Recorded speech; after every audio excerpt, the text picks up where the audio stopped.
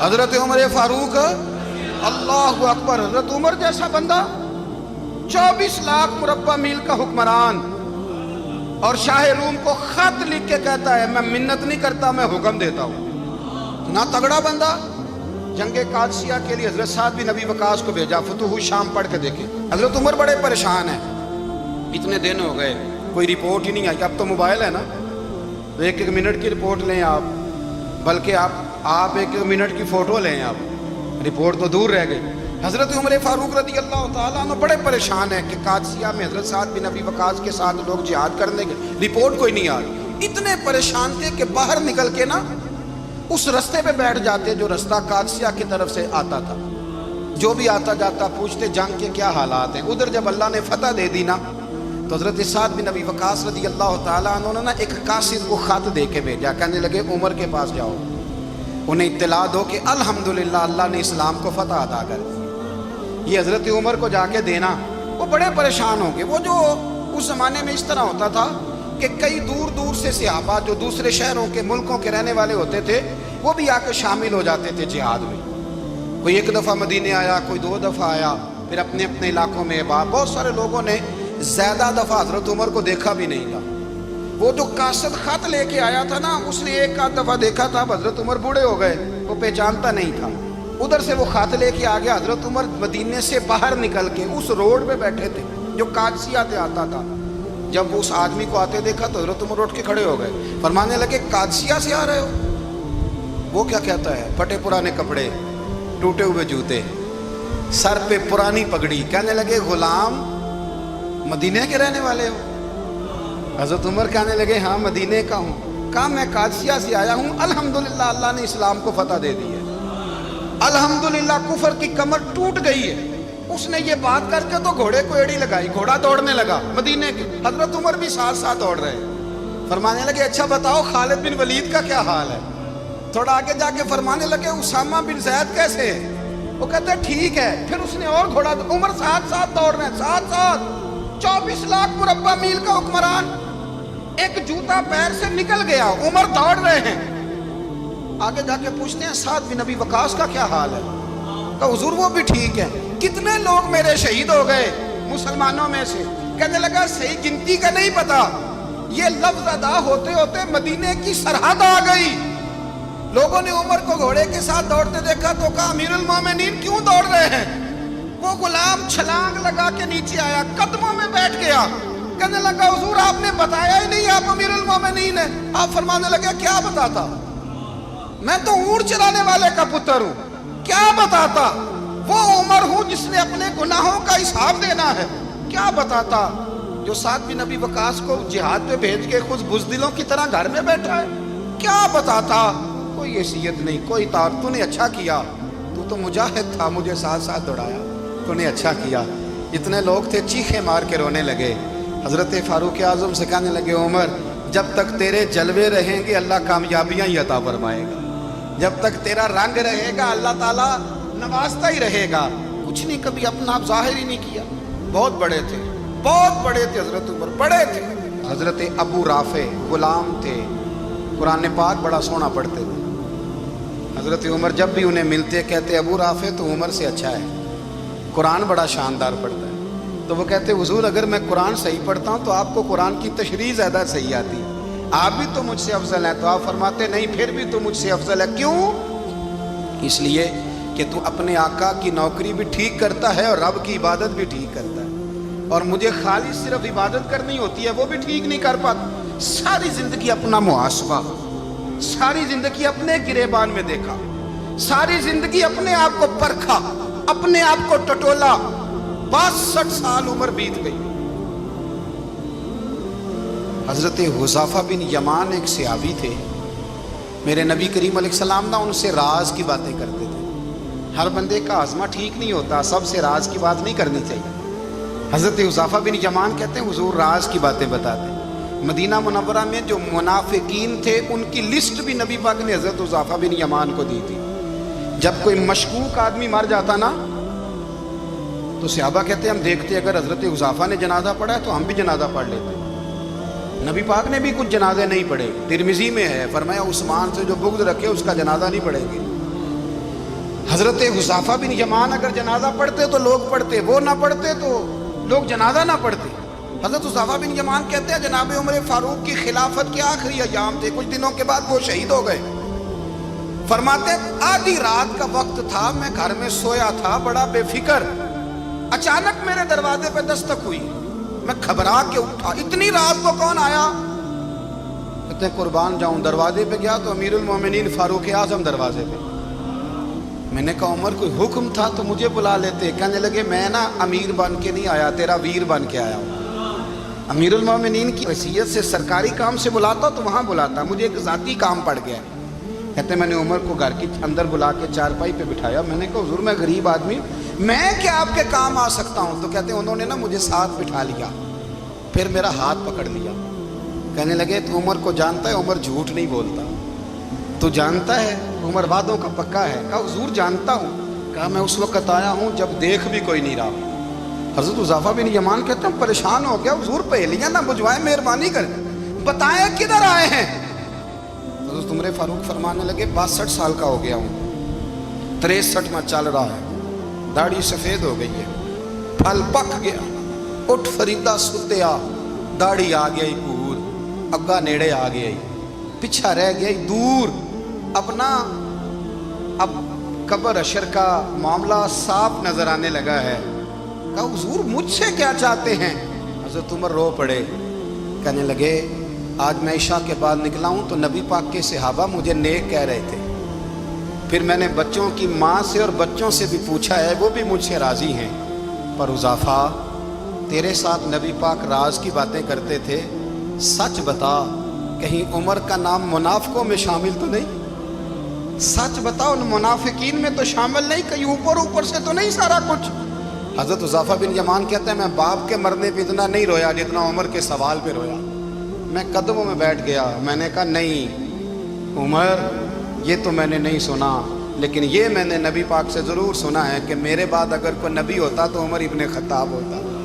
یہ میں نے اپنے کانوں سے سنا ہے کہ عمر جس گلی سے گزرے شیطان رستہ بدل جاتا ہے۔ یہ میں نے اپنے کانوں سے سنا ہے کہ 950 سال حضرت جبریل جناب عمر کی شان بیان کریں تو پھر بھی بیان نہیں ہو سکتا، یہ میں نے ضرور سنا۔ دوستو ساری زندگی حضرت عمر نے اگر دوسروں کا محاسبہ کیا تو اپنا اور اپنے بچوں کا بھی کڑا خیال رکھا، اپنی ذات پر بڑی توجہ دی۔ جو لوگ اپنا بھول جاتے نا، ہمیں اپنی صحت کا بڑا خیال ہے لیکن اپنی روحانی زندگی کا کوئی خیال نہیں ہے۔ حضرت عمر فاروق رضی اللہ تعالیٰ عنہ نا باہر والوں کا بھی بڑا سخت حساب کرتے تھے۔ بڑا ایک گورنر صاحب نے لباس بڑا شاندار پہننا شروع کر دیا تھا تو حضرت عمر نے اتروا کے نا تو انہیں ٹاٹ کا لباس پہنا کے تو اونٹ چرانے کی ڈیوٹی دے دی تھی۔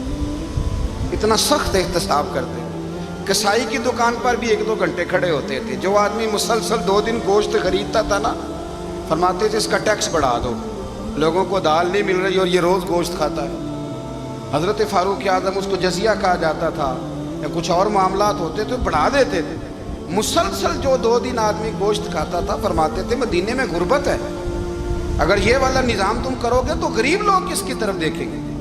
لیکن اس سے زیادہ بڑھ کر جو ان کی زندگی کا معیار اور سٹیٹس تھا وہ یہ تھا کہ اپنے گھر کا خاص خیال رکھتے، خاص توجہ کرتے۔ ملک شام سے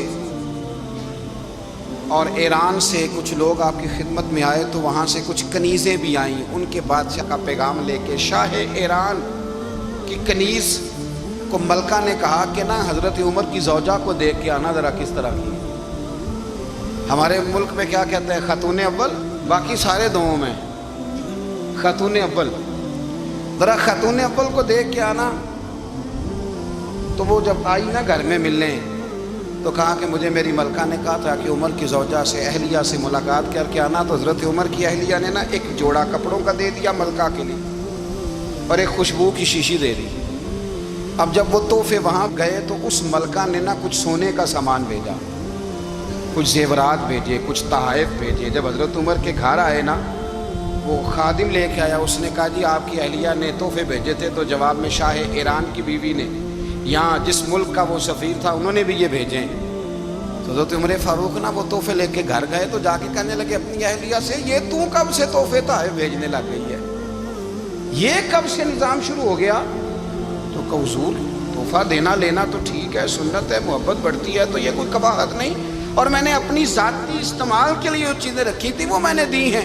تو حضرت عمر فاروق رضی اللہ تعالیٰ عنہ فرمانے لگے ہم نے کسی ملک کے ساتھ اور اس کے بادشاہ کے ساتھ ذاتی تعلق نہیں بنانا، تعلق جو بھی بنے گا رسول اللہ کے دین کی برکت سے بنے گا، ذاتی رشتے نہیں ہم نے قائم کرنے۔ ذاتی آپ کے ملک کی جو ایئر لائن جس کا ہر سال خسارے کا ڈنڈورا پیٹا جاتا ہے نا، وہ ہمارے بادشاہ صاحب اور صدر صاحب اگر غیر ملکیوں کو گھوڑا کبھی بھیجنا ہو نا، گھوڑا، تو پورا ایک جہاز گھوڑا لے کے تحفے میں جاتا ہے، پورا جہاز غریب قوم کا یہ سرمایہ، اور قوم بڑی بادشاہ ہے، لائنوں میں لگ کے ووٹ دیتی ہے، دو کام ہمیشہ لائن میں لگ کے کرنے، ایک بل لائن میں لگ کے جمع کرانا ہے اور ایک ووٹ لائن میں لگ کے، تاکہ پھر پورے 5 سال لائن میں ہی لگے رہیں۔ مرضی سے آپ ووٹ دینا، پر جو بات درست ہے اس کو سنو۔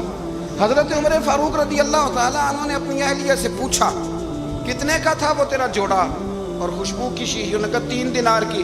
فرمایا یہ 3 دینار تیرے اور باقی جو تحفے آئے ہیں وہ تو خود کہہ، چونکہ اس نے تیرے نام بھیجے ہیں، تو کہہ کہ میں مال غنیمت میں دیتی ہوں، تو کہہ میں مسلمانوں کو کہہ۔ تو زوجہ ہنس پڑی، کہنے لگی میں نام ہی کہوں تو مجھے کہنا تو پڑے گا ہی، کہنا تو میں نے ہے ہی، کیونکہ سامنے عمر فاروق ہیں، لہذا فرمایا کہہ دیتی ہوں میں نے دیا خزانے کو۔ حضرت عمر نے جمع کرا لیا۔ میں یہ کیا بات ہے، میرے گھر والے جو مرضی کریں، ان کا معیار زندگی جس طرح کا مرضی ہو۔ اور حضرت عمر ایک جملہ کہا کرتے تھے، اللہ کرے کہ یہ باتیں اس دور حاضر میں ہماری سمجھ میں آئیں۔ حضرت عمر فاروق رضی اللہ تعالیٰ عنہ اپنے بچوں کو فرمایا کرتے تھے کہ بہت آدمی کو بھوک لگی ہو نا، اور پھر اس کی پسند کا کھانا پکا ہو، جتنے شوق سے وہ اس کھانے کو دیکھتا ہے نا، فرمایا اس طرح پوری قوم اپنے بادشاہوں کے خاندان کو دیکھتی ہے، اس تیزی کے ساتھ دیکھتے ہیں کہ ان کے گھر میں کیا ہو رہا ہے، ان کا معیار زندگی کیا ہے، ان کا سٹیٹس کیا ہے۔ آپ کے بچے دونوں کاروبار کے لیے مصر گئے، ایک بہت بڑا قافلہ گیا مدینے سے مصر تجارت کے لیے، تو یہ گئے تجارت کے لیے، تو حضرت عبداللہ ابن عمر اور حضرت عبید اللہ ابن عمر، حضرت عمر کے دونوں بیٹے گئے۔ جناب عمر فاروق کے بچے جب وہاں پہنچے تو مصر کے گورنر نے نا لوگوں کو تعارف کرایا کہ یہ عمر فاروق کے بیٹے ہیں۔ ایک چھوٹی سی بات کر دوں، کہ چودھری کے بیٹے کو کون بتاتا ہے کہ تو چودھری کا بیٹا ہے؟ باہر والے بتاتے ہیں، گھر والے۔ اور سیٹھ صاحب کے بیٹے کو کون بتاتا ہے کہ تو سیٹھ صاحب کا بیٹا ہے؟ اور مالک کو کون بتاتا ہے کہ تو مالک کا بیٹا ہے اور یہ کرایہ دار ہے؟ یہ کون بتاتا ہے؟ یہ سوچ ہم دیتے ہیں بچوں کو، چودھری اور کمی کی سوچ، امیر اور غریب کی سوچ، مالک اور کرایہ دار کی سوچ، گھر کے مالک کی اور کام کرنے والے کی سوچ، یہ ہم دیتے ہیں۔ یاد رکھنا، یہ ہم دیتے ہیں، یہ ہمارا مزاج ہے، یہ باہر سے نہیں آتی۔ تو کوئی شہزادہ ہے، تو سیٹھ ہے، تو نواب ہے، یہ سوچ باہر سے نہیں آتی، یہ اماں سوچ دیتی ہے، اماں، یہ ابا سوچ دیتا ہے۔ اور پھر جب تباہی اترتی ہے تو اس کے ذمہ دار بھی باہر والے نہیں ہوتے، گھر والے ہوتے ہیں، گھر والے۔ ہمارے بچوں کی طبیعتوں پر زیادہ نقش باہر والوں کا نہیں ہوتا، گھر والوں کا ہوتا ہے، یاد رکھیے گا۔ حضرت عمر فاروق رضی اللہ، بچے ہیں، شہزادے ہیں، وہ کاروبار کرنے گئے اور وہاں بتایا گورنر صاحب نے کہ یہ فاروق اعظم کے بچے، امیر المومنین کے۔ لوگوں نے ان سے زیادہ مال خریدا، تجارت میں زیادہ نفع ہوا۔ ظاہر ہے کہ وہ آپ کے جو اللہ خیر کرے حکمران ہیں، ان کے کاروبار کتنے ملکوں میں ہیں، کس بنیاد پر ہیں؟ صرف اس بنیاد پر کہ وہ حکمران رہے، ان کے لیے آسان تھا بڑے لوگوں سے تعلقات بنانا۔ حضرت عمر فاروق رضی اللہ تعالیٰ عنہ کے بچے ڈھیروں مال کما کے جب واپس آئے نا، تو حضرت عمر سے آ کے بچوں نے بطور محبت کا، ابا جی اللہ نے بڑا ہی فضل کیا ہے، بڑا مال کمایا الحمدللہ، یہ دیکھیں کتنا نوازا ہے۔ تو حضرت عمر کہنے لگے سارے قافلے نے اتنا ہی کمایا ہے؟ سارے قافلے نے اتنا ہی کمایا ہے؟ تو حضور نہیں، سارے قافلے نے اتنا نہیں کمایا، سب کو اتنا نہیں ملا۔ وہ تو وہاں گورنر صاحب نے لوگوں کو تعارف کرایا تھا کہ یہ عمر کے بچے ہیں، تو لوگوں نے پھر ہم سے بڑا ہی خریدا۔ تو حضرت عمر فرمانے لگے ٹھیک ہو گیا، میں بات سمجھ گیا، اس طرح کرو جو تمہاری اصل زر تھی نا، جو راز تھی، وہ رکھ لو اور باقی سارا مال مال خزانہ میں جمع کرا دو، اس لیے کہ یہ تم نے تجارت نہیں کی، یہ تم نے اپنے باپ کا نام بیچا ہے، یہ تم نے امیر المومنین کے بیٹے ہونے کا فائدہ اٹھایا ہے۔ فرمایا یہ تمہارا نہیں حق، یہ مسلمانوں کا ہے، اس لیے کہ یہ مال تم نے محنت سے نہیں کمایا، یہ باپ کی کرسی کا فائدہ اٹھایا ہے۔ اور فرمایا اگر تم نے مال جمع نہ کرایا تو میں مال بھی لے لوں گا زبردستی اور کوڑے بھی ماروں گا، ڈبل سزا دوں گا۔ مرضی سے جمع کراؤ گے تو کوڑوں سے بچ جاؤ گے۔ بڑے بیٹے نے تو جمع کرا دیا تو چھوٹا تھوڑا پریشان ہوا، تو حضرت عبداللہ ابن عمر چھوٹے بھائی کا ماتھا چوم کے کہنے لگے بیٹے چپ کر کے جمع کرا، یہاں بھی فخر کر کے ہم عمر کے بیٹے ہیں اور قیامت میں بھی فخر کریں گے کہ ہم فاروق اعظم کے بیٹے ہیں۔ یہاں بھی ناز کریں گے اور وہاں بھی ناز کریں گے کہ عمر کے بچے ہیں۔ ہمارے باپ نے خود بھی حلال ہی کھایا ہے، اور جب ہماری کمانے کی باری آئی ہے تو ہمیں حکم بھی حلال کھانے کا دیا۔ بھائی ہمارا مزاج نہیں۔ بچہ جب لے کے آتا ہے 2 لاکھ روپیہ تو کبھی پوچھے کہاں سے آیا ہے؟ جب وہ پہلے دن غلط دوستوں کے پاس جا کے بیٹھتا ہے تو کبھی نکالا ہے گھر سے اسے؟ یہ بہت سارے خمیازے ہمیں اس لیے بھگتنے پڑتے ہیں کہ ہم ابتدا میں سوراخ بند نہیں کرتے، جب اس میں شگاف پڑ جاتا ہے، سیلاب آتا ہے تو ہمیں ہوش آتی ہے۔ حضرت عمر نے اپنے گھر میں نگرانی رکھی، کڑی نگرانی۔ زیادہ نماز گھر میں پڑھتے تھے حضرت عمر، نفلی نمازیں زیادہ کیوں بلا؟ میرے اصحاب مجھے حکم دیتے تھے کہ فرض نماز کے علاوہ نمازیں گھر میں پڑھنا، بچوں کو عادت پڑے گی، ذوق پیدا ہوگا، ان کو پتہ چلے گا کہ ہمارے گھر میں 5 وقت کوئی اور کام بھی ہوتا ہے۔ بھائی یاد رکھیں کہ آپ نے اگر سجدہ کرنا ہے تو بچہ لیٹ جائے گا، اسے پتہ کوئی نہیں سجدہ کیا ہے، لیکن جب گھر میں کبھی قرآن ابا جی کھول لینا، میں اکثر کہتا ہوں جب ابا جی کا موڈ بن جائے نا لیکچر دینے کا، وہ گھر میں شروع ہو جاتے ہیں، کہتے ہیں آپ لوگ نماز نہیں پڑھتے اس لیے میرے کاروبار میں برکت کوئی نہیں، تم سویرے قرآن پاک نہیں کھولتے تو میں تباہ ہو گیا۔ تو میاں آپ نے کب گھر میں قرآن پاک کھولا تھا؟ آپ نے کب نماز پڑھی؟ آپ نے کب گھر کے اندر اللہ رسول کا ذکر کیا تھا؟ آپ نے کب حدیث چھیڑی؟ آپ نے بھی تو گھر کے اندر جب بھی آپ آئے ہیں تو آپ نے وہی کچھ کیا جو دنیا دار کرتے ہیں۔ آپ بھی تو اپنا موبائل لے کے الگ کونے میں بیٹھ گئے۔ آپ نے بھی تو کہا ہے کہ اب تمہارے چینل ختم، اب میری مرضی والا چلے گا۔ تو جو آپ نے کیا ہے بچے بھی وہی کام کریں گے۔ آپ نے بھی گپ شپ لگائی ہے تو وہ بھی لگا رہے ہیں۔ یہ سمجھ لیں جو کام آپ کریں گے آپ اپنے بچوں کی سیرت میں اس کا جلوہ دیکھ لیں گے۔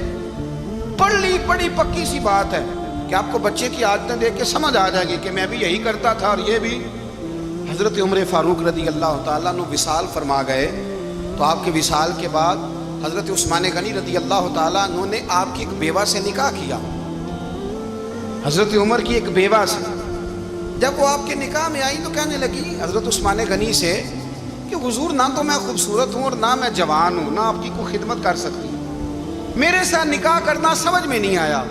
کیا شاندار جواب دیا حضرت عثمان غنی، کیا خوبصورت جواب دیا۔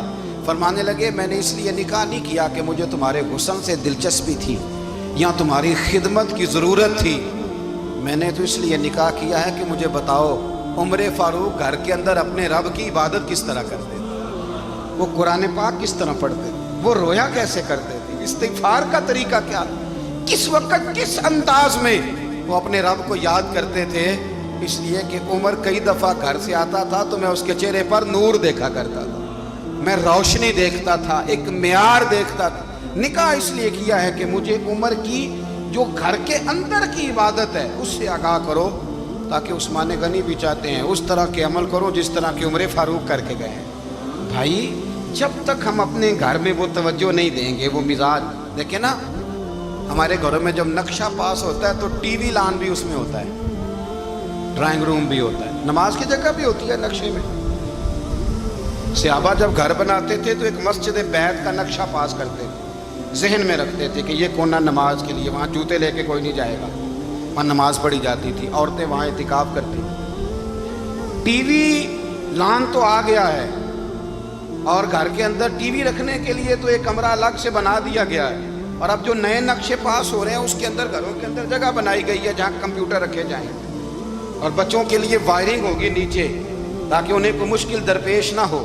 یہ ساری چیزیں ہم نے نہانے کے لیے گھروں کے اندر اتنے بڑے واش روم بنائے ہیں کہ لگتا یہ ہے کہ سوائے نہانے کے اور کام ہی نہیں کوئی گھر میں ہوگا، ہر چیز آ گئی۔ پر اللہ کرے کوئی تفسیر بھی ٹیبل پہ پڑی نظر آئے، کوئی حدیث کی کتاب بھی ٹیبل پہ پڑی نظر آئے۔ اللہ کرے کہ جس طرح ابا لطیفہ سن کے آتا ہے تو جب تک سنا نہ لے اسے ہضم نہیں ہوتا، اللہ کرے کہ وہ جمعے میں بیان سن کے جائے تو اس کا بھی دل کرے میں اپنے بچوں کو سناؤں۔ وہ نبی پاک کی کوئی حدیث کہیں سے سنے تو گھر جا کے سنائے. جب تک یہ معیار نہیں بنتا آپ کیسے توقع کرتے ہیں کہ گھر کے اندر اللہ کی رحمتیں نازل ہوں گی؟ آپ یہ کیسے توقع کرتے ہیں کہ گھر کے اندر وہ معیار اور وہ مزاج بنے گا؟ حضرت عمر فاروق نے ذاتی زندگی پر جو توجہ دی، گھر والوں کے معیار پر جو توجہ دی حضرت عمر فاروق رضی اللہ تعالیٰ عنہ نے، وہ بھی بڑی دیدنی ہے. حضرت ابو موسیٰ اشعری کو نا آپ نے وزیر خزانہ بنایا تھا. تو حضرت ابو موسیٰ اشعری کہتے ہیں کہ حضرت عمر کو شیخ خزانے میں رہنے تو دیتے نہیں تھے. تو ایک دن نا میں صفائی کر رہا تھا اس کمرے کی جس میں خزانہ رہتا تھا. ہمارے تو ملک میں جو جاتا ہے وہ صفائی کر کے ہی جاتا ہے، اللہ خیر کرے. اور خیر معیار بدلتا ہے.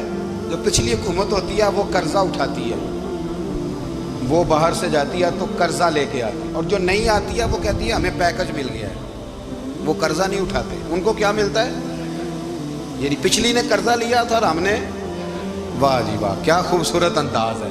اس کا نام بدل کے نا، انہوں نے قرضہ لیا تھا اور ہم نے، میں کہا بڑے شاندار سیانے بندے ہو گئے. حضرت سیدنا ابو موسیٰ اشعری کہتے ہیں کہ میں نے نا مال غنیمت کی صفائی کی تو 1 دینار مجھے نا کہیں پڑا ہوا مل گیا. تو فرماتے ہمیں اجازت ہوتی تھی کہ 1 دینار ہم اپنی مرضی سے کہیں خرچ کر سکتے تھے. اگر آپ ناراض نہ ہوں تو ہمارے ہاں جب چیئرمین صاحب، ناظم صاحب ٹھیکے دیتے ہیں تو ٹھیکیدار ان کا چھوٹا بھائی ہوتا ہے، یا چچا کا بیٹا ہوتا ہے، یا خالہ کا بیٹا ہوتا ہے. وہ خود ناظم ہوتے ہیں اور ان کا چھوٹا بھائی ٹھیکیدار ہوتا ہے. یعنی وہ نا سارا کچھ گھر کے اندر ہی رہتا ہے. گھر کے اندر ایک پیسہ دیتا ہے، دوسرا واپس اس کو واپس کر دیتا ہے. گھر کے اندر ہی. اب تو خیر ہمارے لوگ سمجھدار ہو گئے. ایک بندہ ایک سیاسی جماعت میں ہوتا ہے، دوسرا دوسری میں، اور تیسرا جس کی بھی حکومت آئی حکومت تو ہماری رہے گی نا. ایک بندہ تو ہے نا اس جماعت. یہ اچھا لوگوں نے ایک طریقہ نکالا ہے. تو حضرت عمر کے بیٹا گزر رہا تھا تو حضرت ابو موسیٰ اشعری کہتے ہیں میں نے صفائی کی تو 1 دینار نکلا. تو میں نے وہ 1 دینار نا حضرت عمر کے بیٹے کو دے دیا. میں نے کہا لو بیٹا اپنے چچا کی طرف سے تحفہ. اور گھر جا کے انہوں نے حضرت عمر کو بتایا کہ چچا نے پیسے دیے ہیں. چھوٹے بچے تھے. حضرت عمر نے حضرت ابو موسیٰ اشعری کو بلا لیا اور بلا کے فرمانے لگے میں تو تمہیں اپنا دوست جانتا تھا اور تو نے میری اولاد کو ہی دنیا دار بنانا شروع کر دیا. میرے بچوں کو ہی تم نے دنیا دار پیسوں پہ لگانا شروع کر دیا. میں تو تمہیں یار سمجھتا تھا. فرمایا تمہیں چاہیے تھا میرے بیٹے کو نصیحت کرتے کہ بیٹا پیسوں سے رب راضی نہیں ہوتا، اس کی رضا والے کام کیے جائیں تو رب راضی ہوتا ہے. اور فرمایا تمہیں کوئی اور گھر نہیں ملا تھا تباہ کرنے کے لیے، میرا ہی گھر ملا تھا. اٹھاؤ اپنا دینار اور خبردار آج کے بعد میرے بچوں کے ساتھ یہ والی نیکی نہ کرنا. اور ہمارا کیا سٹیٹس ہے؟ دوستی ہے ہی اس سے جو تحفے زیادہ دے، جو بچوں کو خراب کرنے میں مدد زیادہ کرے، اس کے ساتھ یہ رہا. حضرت عمر نے گھر پہ اور سب سے بڑھ کر اپنی ذات پہ توجہ کی. حضرت ابو مالک رضی اللہ تعالیٰ عنہ کہتے ہیں میں عمر کے پیچھے پیچھے ایک باغ میں گیا، اکثر اس باغ میں جایا کرتے تھے. اور عمر جا کے نا تو درخت کے نیچے بیٹھ گئے اور فرمانے لگے او امیر المومنین اللہ سے ڈر جا، ورنہ جس رب نے حکومت دی ہے وہ عذاب بھی بڑا دے گا. ڈر جا رب سے. کبھی ساری زندگی حضرت عمر نے اپنا کوئی تعارف نہیں کرایا، کبھی نہیں. ایک بندے نے آپ کے سامنے تعریف کر دی آپ کی تو فرمانے لگے تو خود بھی ہلاک ہوا اور مجھے بھی ہلاک کر دیا. کیا ضرورت پڑی ہے میری تعریفیں کرنے کی؟ اتنی دیر میری تعریف میں لگائی. اللہ کا ذکر کرتا رب تجھے ثواب دیتا، حضور پہ درود پڑھتا تو رب تیرے اوپر رحمتیں نازل کر دیتا. کس چکر میں؟ آج جتنا اچھی کوئی خوشامد کرے اتنی اچھی وزارت ملتی ہے. جتنی اچھی اس کو جو ہے وہ چاپلوسی کرنی آیا درجہ بھی اسے اتنا ہی اچھا ملتا.